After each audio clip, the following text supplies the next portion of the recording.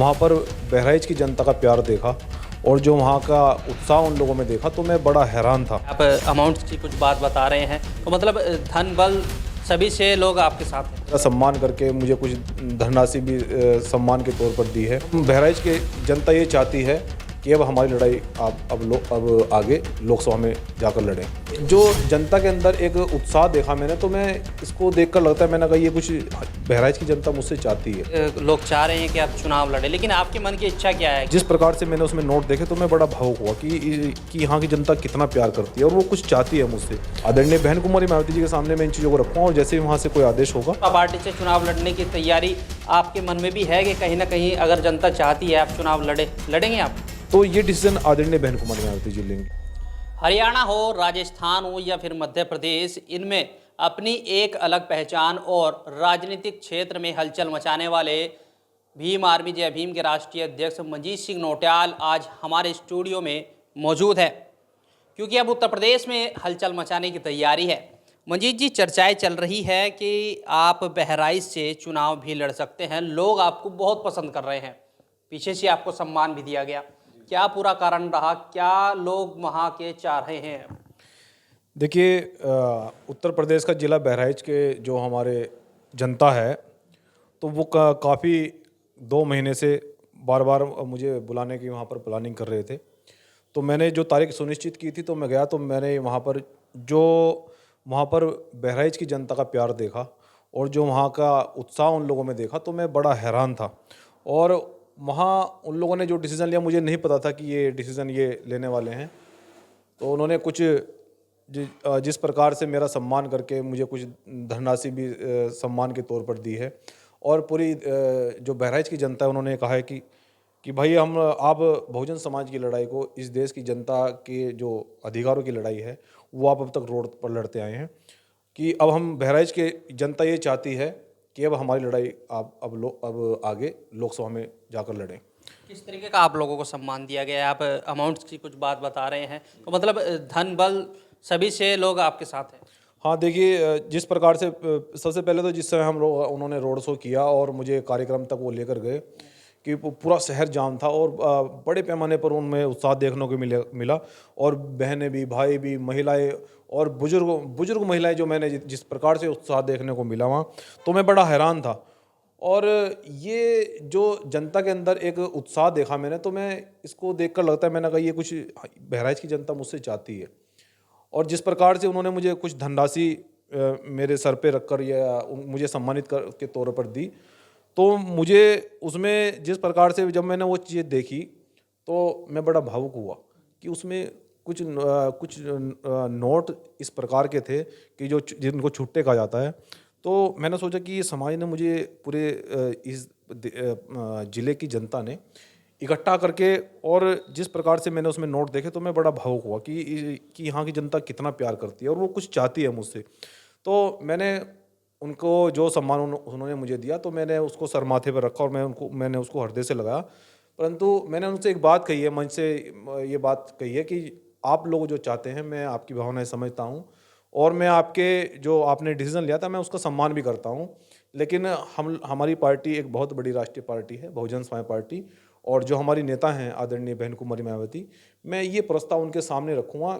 आप लोगों ने डिसीजन लिया है, आप लोगों ने ये तय किया है, परंतु मैं ये चीज़ें अपने जो बीएसपी के जो बड़े नेता हैं उनके माध्यम से बहुजन समाज पार्टी के सामने, आदरणीय बहन कुमारी मायावती जी के सामने मैं इन चीज़ों को रखूँगा और जैसे ही वहाँ से कोई आदेश होगा, क्योंकि मैं एक अनुशासित व्यक्ति हूँ, बहुजन समाज पार्टी का मजबूत कार्यकर्ता हूँ और दिन रात मेहनत और लगन से मैं काम भी कर रहा हूँ सभी स्टेटों में, तो ये डिसीजन आदरणीय बहन कुमारी मायावती जी लेंगी।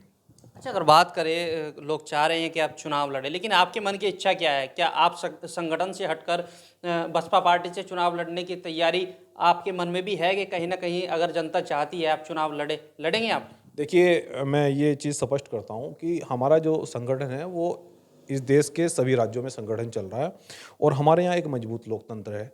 संगठन के लोग तो काफ़ी 1 साल से प्रक्रिया बना रहे हैं कि भाई आपको अब की बार संसद में जाना चाहिए, लेकिन मैंने उन चीज़ों को बहुत इग्नोर किया कि हम लोगों को सामाजिक आंदोलन और आगे बढ़ाना चाहिए मजबूती से, और हम बढ़ाए भी रहे हैं और बढ़ाएंगे, उसमें कोई दो राय नहीं है। परंतु जिस हिसाब से जो कंडीशन है, अब समाज बार बार ये प्रेशर कर रहा है कि भाई आप संसद में जाओ, लोकसभा में जाओ, लोकसभा में जाओ। और फिर बीएसपी के नेता भी कुछ कह रहे हैं कि आपको लोकसभा में जाना चाहिए।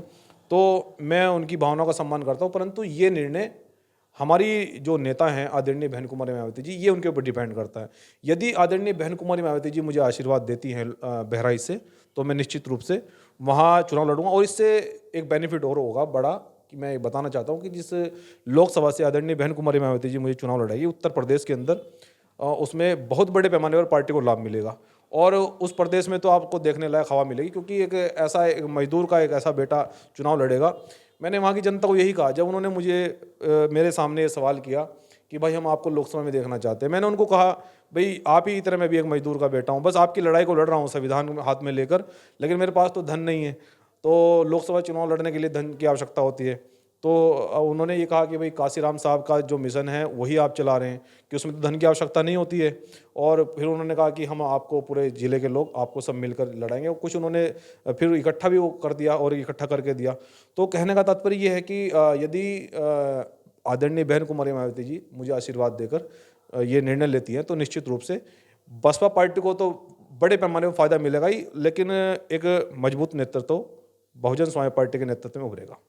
अच्छा, अगर बात करें उत्तर प्रदेश के बहराइच से चुनाव लड़ने के लोग इच्छा जता रहे हैं कि आप चुनाव लड़े, लेकिन एक बड़ी बात ये भी है कि यहाँ से एक तरफ तो मायावती जी है जिनकी पार्टी से चुनाव लड़ने की लोग डिमांड कर रहे हैं कि आप लड़े, दूसरी तरफ चंद्रशेखर है, तीसरी तरफ फिर गठबंधन आ जाता है।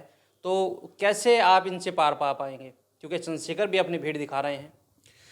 देखिए, मैं एक चीज़ बताना चाहता हूँ कि जो गठबंधन है, गठबंधन पर फ्यूचर में क्या डिसीज़न होगा, ये डिसीज़न आदरणीय बहन कुमारी मायावती जी लेगी। क्योंकि हमने एक चीज़ सीखी है बीएसपी में, एक अनुशासन रहना, और दूसरा कि जो हमारी नेता डिसीज़न लेगी। क्योंकि आज तक जो भी डिसीज़न बहन जी ने लिया है वो कभी भी जनता के अहित में नहीं हुआ, जनता के हित के लिए लिया गया। और दूसरी बात ये है कि जो गठबंधन है, बहन जी ये कहती हैं कि भाई हमारा जो गठबंधन है वो शोषितों से है, वो पीड़ितों से, वंचितों से, जिनको मुख्यधारा में नहीं जोड़ा गया, हमारा उन लोगों से गठबंधन है। और हम लोग सबको सम्मान देने की बात करते हैं और सबको बराबर लेने के चलने की बात करते हैं, जो कि उत्तर प्रदेश सरकार में बहुजन समाज पार्टी के नेतृत्व में जब सरकार बनी तो उसमें देखा भी गया कि सबको सम्मान मिला है। जो लोग जातिगत आरोप लगाते हैं वो निराधार हैं सब।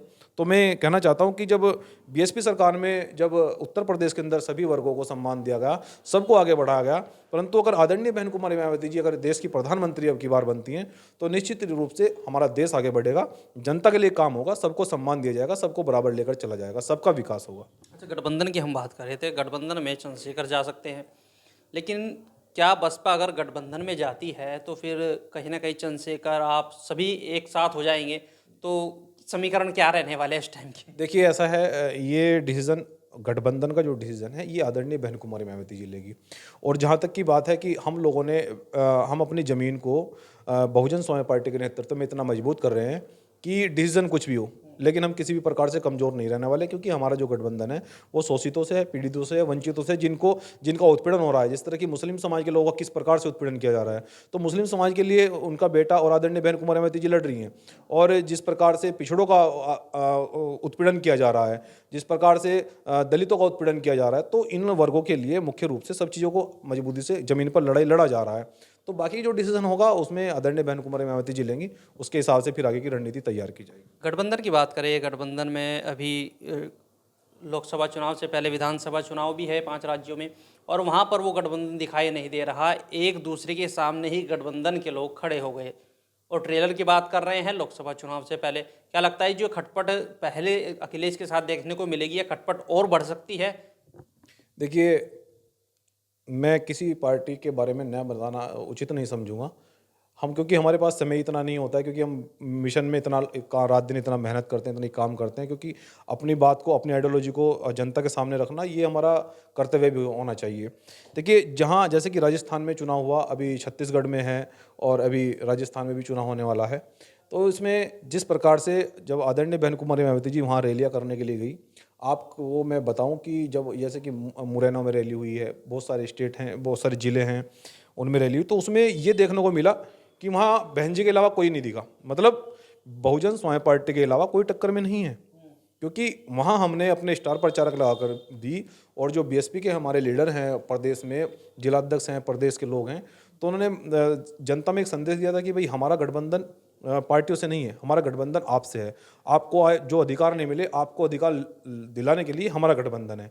तो वहाँ की जनता को समझ आ गया, वहाँ के आदिवासी और पिछड़े और दलित और मुस्लिम समाज के लोगों को वो समझ आया और बड़े पैमाने पर उसको जो है ना वो भीड़ देखने को मिली कार्यक्रमों में। और ये भीड़ आपको ना वोट में कन्वर्ट होकर आपको एक बड़ा परिणाम देखने को चुनाव के बाद रिजल्ट भी दिखाई देगा। बात चंद्रशेखर की कर रहे हैं, क्योंकि चंद्रशेखर भी चुनाव में हैं, बड़ी बड़ी रैलियां कर रहे हैं, भीड़ दिखा रहे हैं। तो बसपा चंद्रशेखर के सामने कैसे अपने वोट को वापस ला पाएगी, या फिर ये कहे कि जो वो भीड़ है क्या वो वोटों में उनकी कन्वर्ट हो पाएगी, या जो बसपा का वोट बैंक था वो बच पाएगा? देखिए, मैं ये कहना चाहता हूँ कि बसपा का वोट बैंक गया कहाँ है? बसपा का वोट बैंक तो किसका ही नहीं है।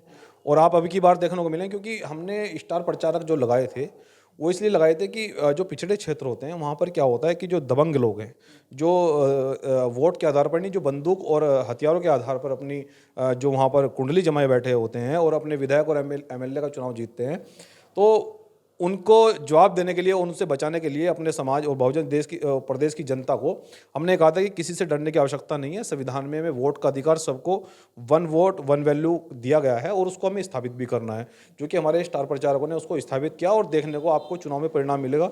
बसपा का वोट का जो सवाल है, बसपा का वोट किसी प्रकार से नहीं खिसकेगा। आपको रिजल्ट में भी देखने को मिलेगा, बल्कि अब की बार आपको नए रिजल्ट दिखने वाले हैं। और अब की बार आपको बड़े पैमाने पर मध्य प्रदेश और राजस्थान के अंदर हम एमएलए निकाल कर देंगे, मैं वादा कर रहा हूँ।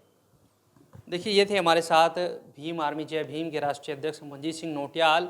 लोग डिमांड कर रहे हैं बहराइच से कि मंजीत सिंह नौटियाल को चुनाव लड़ना चाहिए, लेकिन मंजीत सिंह नौटियाल के मन की बात है कि जब इनको वहाँ पर सम्मान दिया गया तो ये भावुक हो गए और इनके मन में भी इच्छा जागी कि कहीं ना कहीं चुनाव भी अगर बहन जी कहती है तो ये ज़रूर लड़ेंगे। इस वीडियो के बारे में आपकी क्या राय है, कमेंट्स कर ज़रूर बताएं। अगर आप ये खबर